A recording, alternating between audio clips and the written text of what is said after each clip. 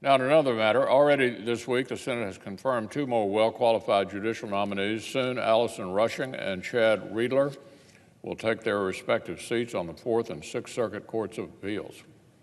And later today, the Senate will vote on confirmation of Eric Murphy, also to the Sixth Circuit. Together, these nominees bring decades of legal experience, prestigious clerkships, and the recognition of their peers. They will be charged with upholding the Constitution and the rule of law, and each is well equipped to do exactly that. Now, my colleagues need no reminder of Senate Democrats' historic obstruction of nominations over the past 2 years.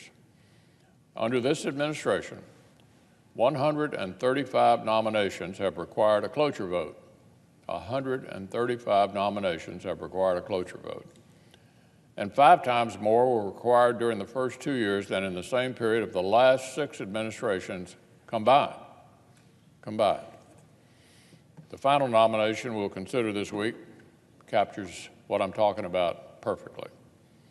John Fleming was nominated by the President to serve as Assistant Secretary of Commerce for Economic Development on June the 20th of last year.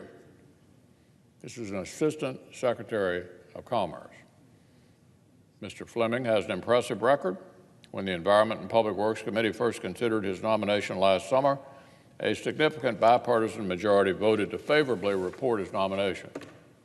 This is an Assistant Secretary of Commerce out of committee on a bipartisan basis last summer. But partisan obstruction ran out the clock. The nomination was sent back to the President at the end of the Congress. So earlier this year, Mr. Fleming was resubmitted, returned to the same committee, and was favorably reported by the same bipartisan margin. But the obstruction still wasn't finished. Here on the floor, I had to file cloture to ensure he'd get a vote. I'm pleased that cloture could be withdrawn yesterday, and we'll be happy to vote on the confirmation today, just as happened last week on another nomination. But I'm sorry these cloture filings and wasted time were needed for these uncontroversial and impressive nominees. I'm sorry the case studies of pointless obstruction just keep on piling up.